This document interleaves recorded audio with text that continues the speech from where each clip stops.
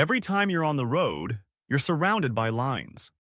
White lines, yellow lines, broken lines, solid ones.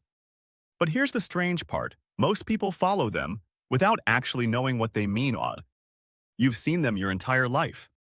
You stay in your lane. You don't cross certain lines. You follow them instinctively. But if someone asked you right now to explain exactly what each one means, most people wouldn't be able to. Because those lines aren't random. They're not just there to make roads look organized. They're a system, a language. And once you understand it, you start seeing the road very differently. And the interesting part is, this language doesn't use words. It uses color and shape. Let's start with something simple. Color. White lines and yellow lines. At first glance, they look similar, but they tell you something very specific. Just by looking at the color, you can understand how traffic is moving around you. White lines separate traffic moving in the same direction. Yellow lines separate traffic moving in opposite directions. So even without signs, you already know which direction cars are coming from, just from color. But color is only the beginning. The real message comes from the pattern.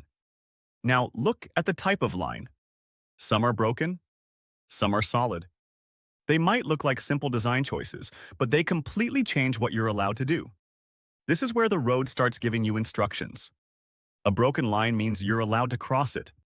A solid line means you're not supposed to. So the road isn't just guiding you, it's setting boundaries. Think about overtaking.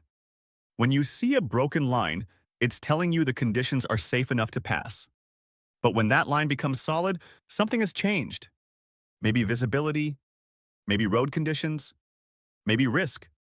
So that simple line is actually making safety decisions for you. Now, look at double lines. Two lines running side by side. Why two? Why not just one? Double solid lines mean do not cross under any circumstances. No overtaking, no turning, nothing. It's the strictest instruction the road can give you. But sometimes you'll see something more confusing. One solid line, and one broken line next to it. This is where most people get it wrong. The rule depends on your bite. If the broken line is on your side, you're allowed to cross. If the solid line is on your side, you're not. So the road is not just giving one rule, it's giving different instructions to different drivers at the same time. Now shift your focus to the edges of the road. Those solid white lines on the sides. These lines mark the boundary of the road. They help you understand where the safe driving space ends, especially at night, or in fog, or in heavy rain. Even when you can't see clearly, those lines help guide your position. And then there are the small reflective markers. You've probably noticed them glowing at night. They're not decorative. They're designed to reflect your headlights, so you can see the road layout even in darkness. All of this exists for one reason, to communicate instantly. No reading, no thinking, just understanding. Because when you're driving, you don't have time to analyze signs. You need information immediately.